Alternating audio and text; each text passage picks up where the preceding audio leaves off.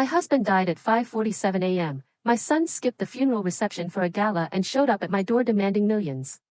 Then I smiled and handed him an envelope that changed everything. A deathbed promise broken, a family inheritance at stake, and a son's shocking indifference. When the moment of reckoning arrived, I handed him an envelope that changed everything. My beloved George drew his last breath at 5:47 that morning. The exact minute is etched into my memory, branded there after 2 grueling hours of watching the antique brass clock on the nightstand. George had found that old clock at a garage sale back in '87, a mere $3.50, and steadfastly refused to replace it. It still tells the right time twice a day, Martha, he'd always quip, and that's more than I can say for most politicians. I used to roll my eyes at that one. 31 years of marriage, and he must have told it 40 times. By the end, I would have traded anything to hear it just one more. At 5:47 a.m., the room fell silent in a way only rooms can when the one person who filled them with their presence, their very breath, their weight, the small, unconscious sounds of a human being simply existing, is suddenly, irreversibly gone. I stayed with him for another 23 minutes. Then, I picked up the phone and dialed my son. He answered, laughing. First, you need to understand George. Not the man he was at the very end, frail and diminished in that rented hospital bed we'd moved into the living room so he could gaze upon his garden. No, you need to understand the man he was in the long, unglamorous middle, the man who built a life from absolutely nothing. George William Anderson grew up in a small town in central Illinois. He was the second of 4 children, born to a father who worked the grain elevator and a mother who cleaned houses in the wealthier part of town. He worked his way through 2 years of community college on a partial scholarship and the wages from 3 simultaneous part-time jobs. From there, he transferred to a state university, earning an accounting degree. He then joined a modest manufacturing firm, where for 11 years, he applied an almost religious focus to understanding how money truly worked. He was 34 when he made his first significant investment, $40 in a biotech company. Everyone, his colleagues, his brothers, even the men at his church, warned him it was a fool's errand. But he didn't sell when the stock dipped. He didn't panic when it halved. He waited 4 years. When he finally sold, that $40 had become $2,316. He shared that story with me on our second date, not to boast, but because he wanted me to grasp a fundamental truth about him. Most people can't stand to wait, he said, meticulously folding his paper napkin into a precise square. They want the reward before they've earned the patience. I'm not wired that way, Martha. I think that's either my greatest strength or my greatest flaw, and I haven't decided which yet. I married him 8 months later. For 29 of our 31 years together, we lived far below our means. Not in poverty, not technically. We were never truly poor. But it was a deliberate, chosen scarcity that others found hard to comprehend, and even harder to respect. We drove used cars. We clipped coupons. Our clothes came from clearance racks, and George would resole his shoes twice before considering new ones. We ate Hamburger Helper every Tuesday, packed lunches for work every single day, and took one vacation every 3 years, always within driving distance, always off-season. What George was doing, quietly and methodically over all those decades, was building something.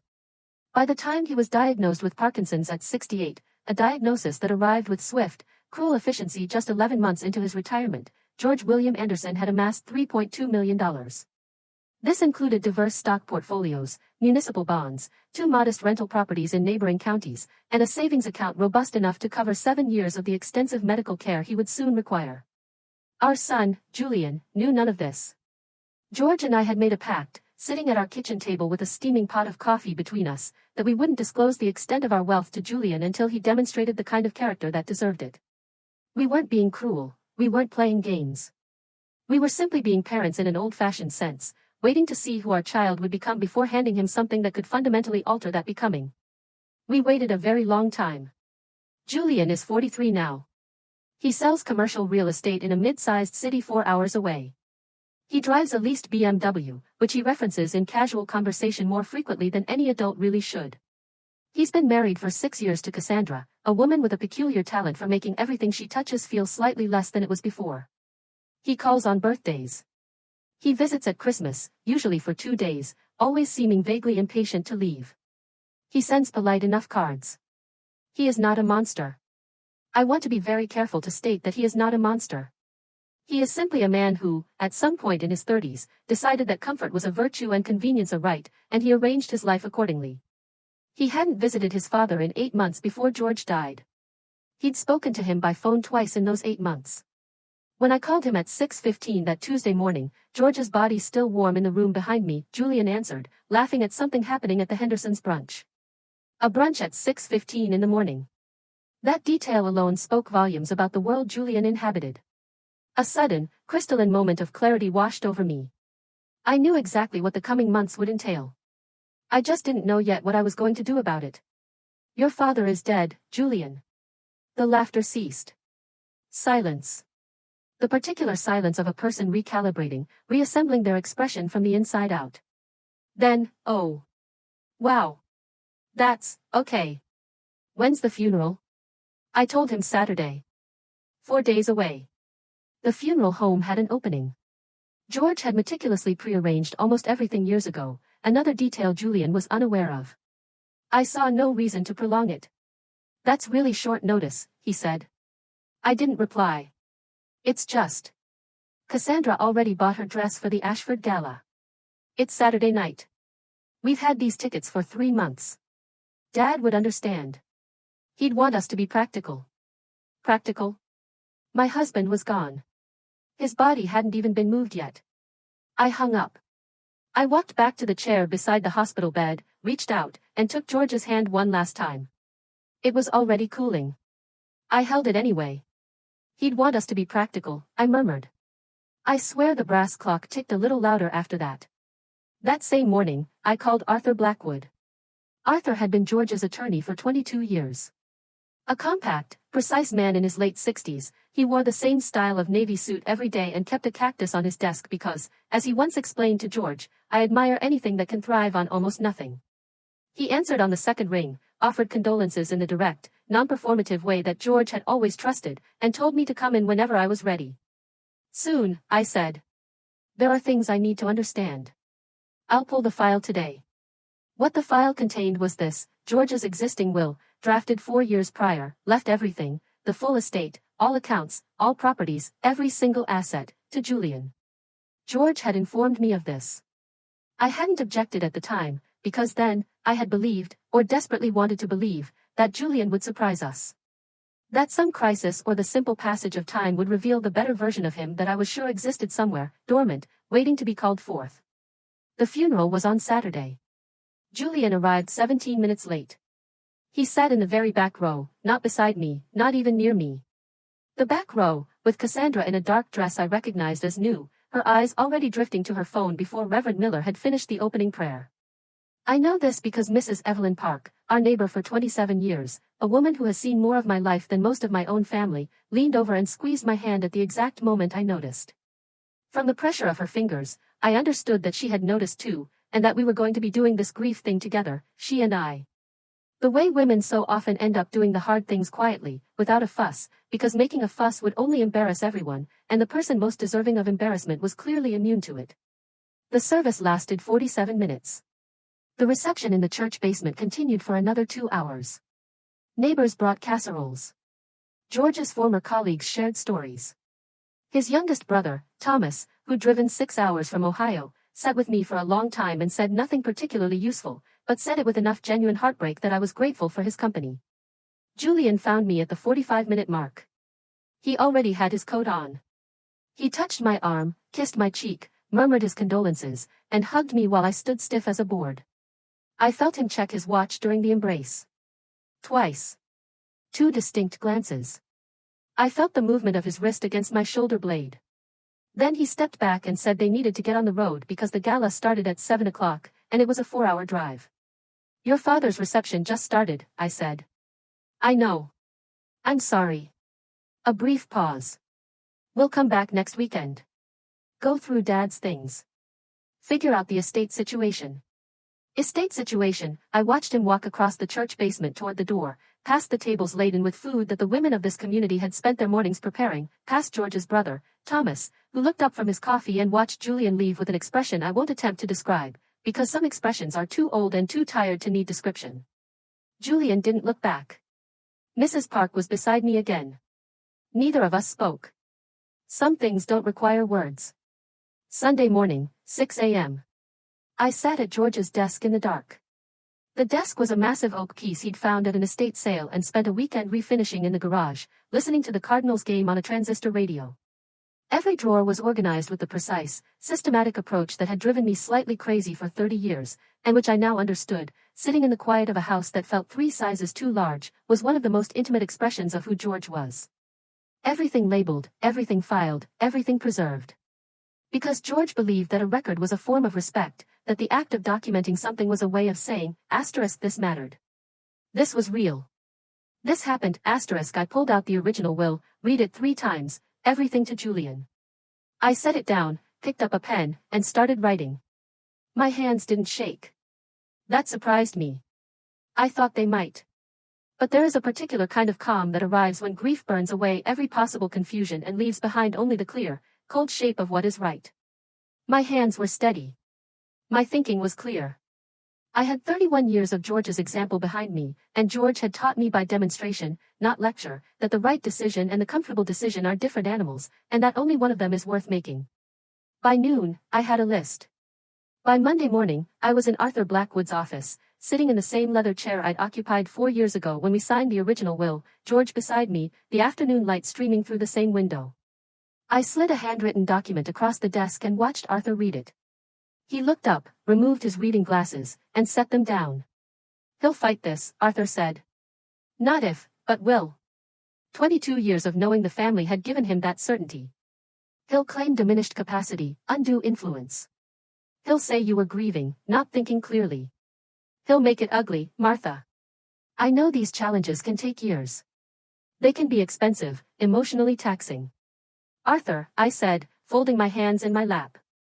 George kept every financial record. Every statement, every sacrifice.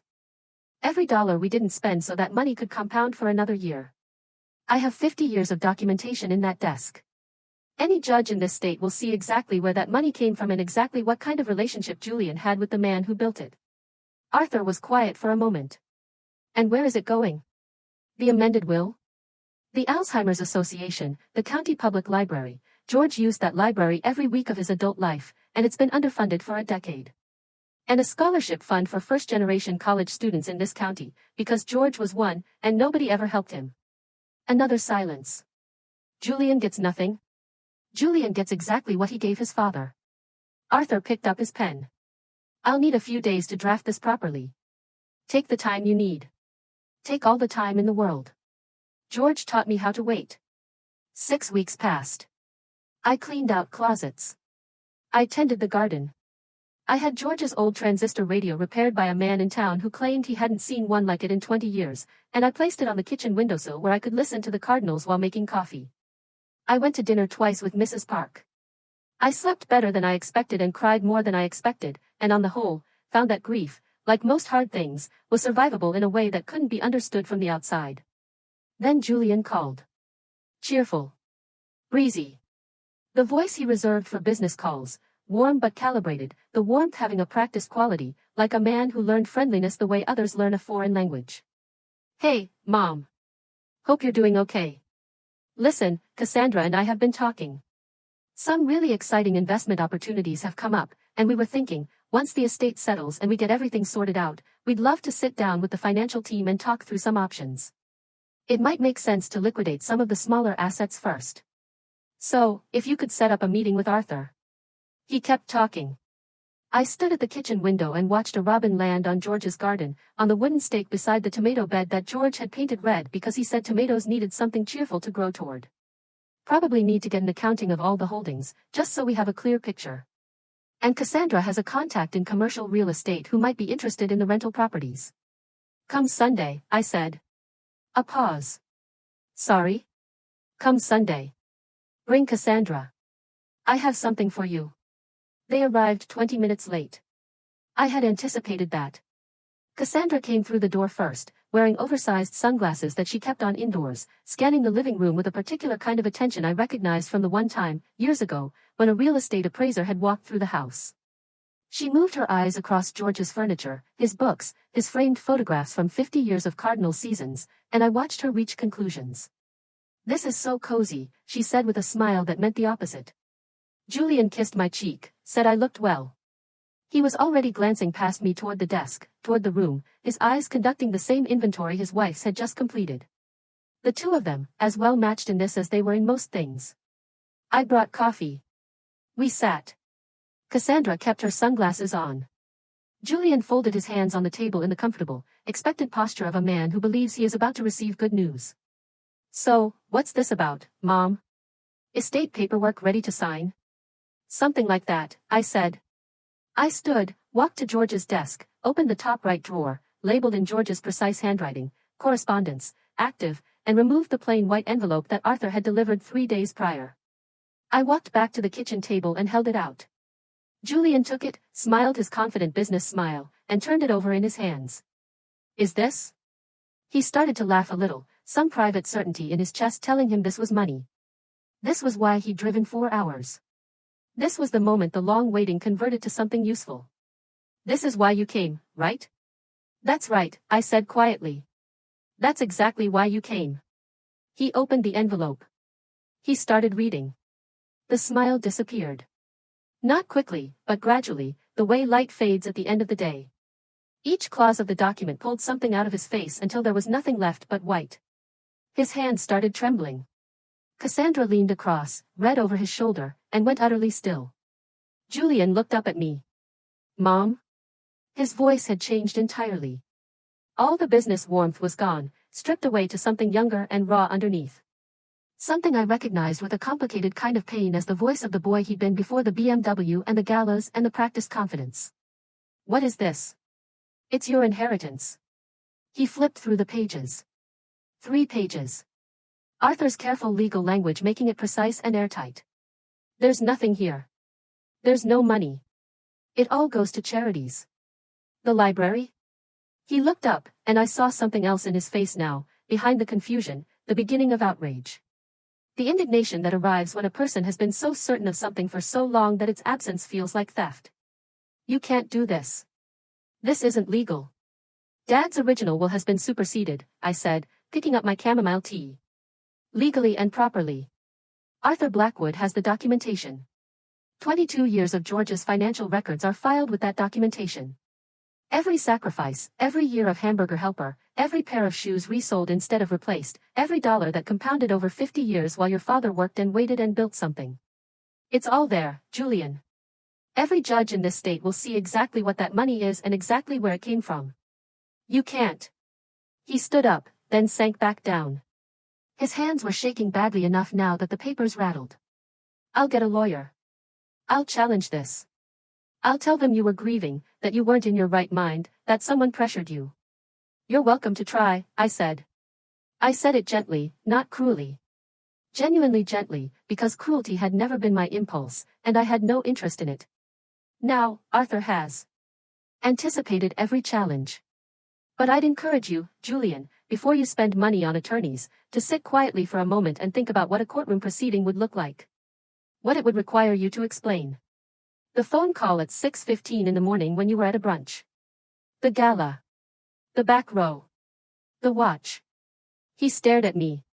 "What watch?" "You checked it twice," I said, "while you were hugging me at your father's funeral."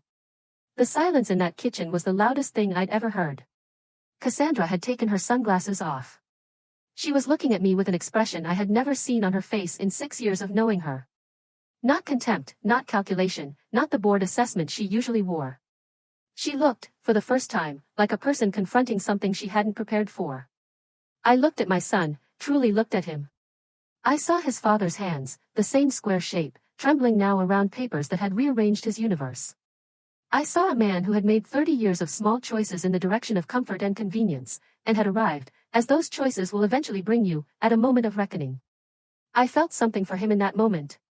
Not the anger I might have expected, not the cold satisfaction that people assume must accompany revenge. I felt the particular sorrow of a parent who sees their child clearly and wishes, despite everything, that what they saw were different. "I loved your father for 31 years, I said. I was with him every day for the last 3 of those years when he couldn't walk without help. When he couldn't button his own shirts. When he needed to be turned in the night so he didn't get sores. I was there at 5:47 in the morning when he took his last breath, and I held his hand for 23 minutes after. And then I called you. I set down my teacup. You were at a brunch. You told me your father would want us to be practical. Julian's jaw moved. Nothing came out. The money your father built came from 50 years of choosing sacrifice over comfort. Every single day. Every single day, Julian. He made that choice so that you wouldn't have to. And when it was time to say goodbye to him, you chose the gala. I stood. I think you should go, I said. I believe you have somewhere to be. They left without another word. I stood at the kitchen window and watched the BMW back out of the driveway. I watched it pause for a moment at the end of the street, long enough that I wondered briefly if Julian was going to come back, and then watched it turn and disappear. The robin was still on the tomato steak. I called Arthur that afternoon. He told me Julian's attorney had already been in touch, a young associate at a firm in the city, who had reviewed the documentation and apparently told Julian something to the effect that challenging the will was not a fight he was likely to win. Arthur, who possesses the gift of understatement, described the conversation as brief. Did he say anything else? I asked. He said his client would need some time to process things. He has all the time in the world, I said. That's one of the things George left him. 3 months later, I'm sitting at George's desk on a Sunday morning, the transistor radio playing softly in the kitchen, the light coming in at that low October angle that turns everything warm. The Alzheimer's Association sent a formal acknowledgement letter with a note from their director about what the gift would fund. The library called. The branch director, a woman named Sarah Jenkins, who has worked there for 24 years, cried for a moment on the phone, then apologized for crying, and I told her not to. That George would have appreciated it. The scholarship fund has its first 3 applicants. I read every one of their essays. Every single one of them had a story about watching a parent sacrifice something, sleep, health, a dream, a little piece of themselves, to keep them fed and housed and moving forward. Every one of them had a line somewhere in the middle about wanting to make that sacrifice mean something. George would have loved that. Julian has called twice. The first time, I let it go to voicemail, and the message was halting and strange, neither apology nor accusation, but something uncomfortable in between, the sound of a person not quite ready to say the thing that would actually matter. The second time, last week, I answered. He asked how I was doing. I told him I was well. The garden had a good harvest. I was sleeping better. He asked if and here he paused for a long time, long enough that I could hear him deciding whether to say the thing, if I thought we could have dinner sometime. Of course, I said. Come whenever you'd like. He hasn't confirmed a date.